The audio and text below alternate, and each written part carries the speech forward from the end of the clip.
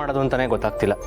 ಅವಳನ್ನ ಹೇಗೆ ಸಮಾಧಾನ ಮಾಡೋದು ಅಂತ ಯೋಚನೆ ಮಾಡೋದ್ರ ಬದಲು ನೀನೇನು ತಪ್ಪು ಮಾಡಿದೆ ಅನ್ನೋದ್ರ ಬಗ್ಗೆ ಯೋಚನೆ ಮಾಡು. ತಪ್ಪ? ನಾನೇನು ತಪ್ಪು ಮಾಡಿದ್ದೀನಿ ಅದಕ್ಕೆ? ಅಭಿ, ಊಟ ಮಾಡೋ ಖುಷಿಯಲ್ಲಿ ನೀರು ಕುಡಿಯೋದನ್ನ ಮರಿಬಾರ್ದು. ಮನುಷ್ಯ ಬದುಕಬೇಕು ಅಂದರೆ ಊಟನೂ ಬೇಕು, ನೀರು ಬೇಕು. ಒಂದು ವೇಳೆ ಊಟ ಮಾಡದೆ ಒಂದು 2-3 ದಿನ ಇರಬಹುದೇನೋ, ಆದರೆ ನೀರು ಕುಡಿದೇ ಇರೋಕ್ಕಾಗತ್ತಾ?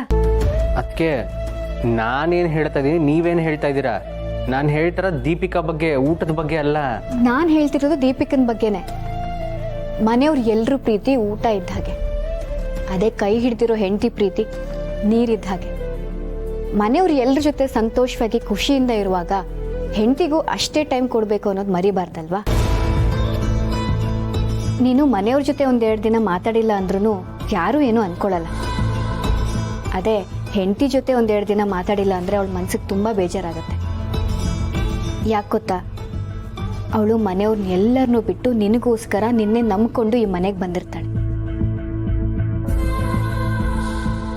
ನಿನ್ನ ಪ್ರಪಂಚದಲ್ಲಿ ಮನೆಯವ್ರು ಎಲ್ಲರೂ ಇರ್ತಾರೆ, ಆದರೆ ಅವಳಿಗೆ ನೀನೊಬ್ಬನೇ ಪ್ರಪಂಚ ಆಗಿರ್ತೀಯ. ನಿಜ. ಅದಕ್ಕೆ ನಾನು ಅವಳನ್ನ ಅರ್ಥ ಮಾಡ್ಕೋಬೇಕಿತ್ತು, ಆದರೆ ಈಗ ಅವಳನ್ನ ಹೇಗೆ ಸಮಾಧಾನ ಮಾಡಲಿ ಅಂತಾನೆ ಗೊತ್ತಾಗ್ತಿಲ್ಲ. ಅಷ್ಟೇ ತಾನೇ? ಒಂದು ಕೆಲಸ ಮಾಡು, ಎಲ್ಲರೂ ಮಲಗಿದ ಮೇಲೆ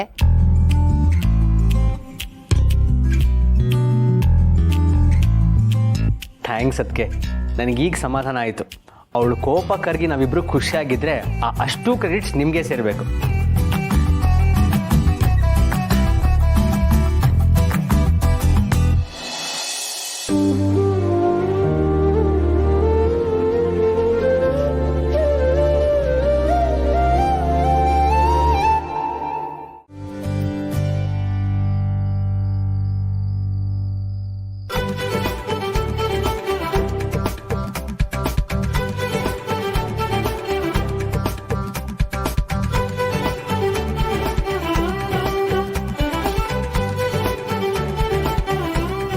ಅಮ್ಮ ಮಾಡಿದ್ದು ನಿಮ್ಮಿಬ್ರಿಗೂ ಇಷ್ಟ ಆಗುತ್ತೆ ಅಂತ ತಗೊಂಡು ಬಂದೆ. ಇಷ್ಟ ಆಗೋದಾ? ನೀನು ಹೇಳ್ದಾಗೆ ನೋಡ್ತಾ ಇದ್ರೇನೆ ಬಾಯಲ್ಲಿ ನೀರು ಬರ್ತಿದೆ. ಸಮರ್, ನಾನು ಚಿಕ್ಕವಳಿದ್ದಾಗ ಇದನ್ನು ತಿಂದಿದ್ದು. ಈಗ ಇದನ್ನ ನೋಡಿ ಚಿಕ್ಕಂದೆಲ್ಲ ನೆನಪು ಬರ್ತಾ ಇದೆ. ನಾನು ಅಷ್ಟೇ, ಚಿಕ್ಕವನಿದ್ದಾಗ ಅಮ್ಮ ಮಾಡ್ಕೊಡ್ತಾ ಇದ್ರು. ಹಳ್ಳಿ ಹೋದಾಗ್ಲಂತೂ ಹುಣ್ಸೆಣ್ಣು ಮರ ಹತ್ತಿ ಹುಣ್ಸೆಣ್ಣ ಕೀಳ್ತಾ ಇದ್ದೆ. ನನಗೋದೆಲ್ಲ ನೆನಪಾಯ್ತು. ಅಣ್ಣ, ನಿಂಗೆ ಇನ್ನೊಂದು ನೆನಪಿದ್ಯಾ? ಹುಣಸೆ ಮರ ಹತ್ತಿ ಕೆಳಗೆ ಬಿದ್ದು ಗಾಯ ಮಾಡ್ಕೊಂಡಿದ್ದೆ. ಆಗ ಸುತ್ತಮುತ್ತದವರೆಲ್ಲ ದೆವ್ವ ಭೂತ ಅದು ಇದು ಅಂತ ಹೇಳಿದ್ರು.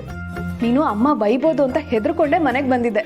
ಆದ್ರೆ ಅಮ್ಮ ಮುದ್ದು ಮಾಡಿ ಗಾಯಕ್ಕೆ ಔಷಧಿ ಹಚ್ಚಿ ಹುಣ್ಸೆಣ್ಣ ಜಜ್ಜಿ ಇದೇ ಥರ ಮಾಡಿಕೊಟ್ರು. ನನಗೆಲ್ಲ ನೆನಪಿದೆ. ತಗೋ.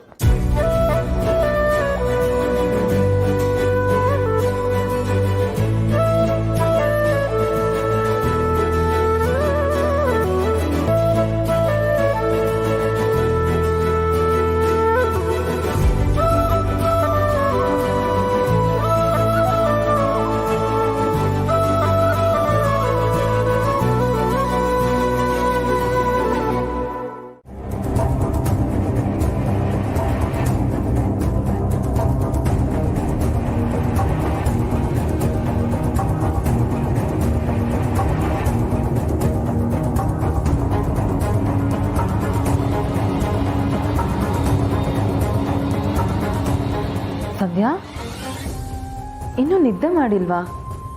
ಯಾಕೇನೋ ಟೆನ್ಷನಲ್ಲಿ ಇರೋ ಹಾಗಿದ್ಯಾ? ನೀನು ಈ ರೀತಿ ಯೋಚನೆ ಮಾಡಿಕೊಂಡು ಊಟ ಮಾಡದೆ ಸರಿಯಾಗಿ ನಿದ್ದೆ ಮಾಡದೆ ಇದ್ರೆ ಆಮೇಲೆ ಆರೋಗ್ಯ ಹಾಳಾಗತ್ತಷ್ಟೆ. ಆಮೇಲೆ ಕೆಲಸ ಸಿಕ್ಕಿದ್ರೂ ಸರಿಯಾಗಿ ಕೆಲಸ ಮಾಡೋಕ್ಕಾಗ್ದಲೇ ಇರೋ ಹಾಗಾಗತ್ತೆ. ಹೋಗಿ ನೆಮ್ಮದಿಯಾಗಿ ನಿದ್ದೆ ಮಾಡು. ಹೌದು ಸಿರಿ, ನೀನು ಹೇಳೋದ್ರಲ್ಲೂ ಅರ್ಥ ಇದೆ. ಸುಮ್ಮನೆ ಯೋಚನೆ ಮಾಡೋದ್ರಲ್ಲಿ ಯಾವ ಪ್ರಯೋಜನನೂ ಇಲ್ಲ. ಆಗೋ ಕೆಲಸನ ಮಾಡಬೇಕು ಅಷ್ಟೆ. ಸರಿ, ನಾನು ಹೋಗಿ ಮಲಗ್ತೀನಿ. Good night. Good girl.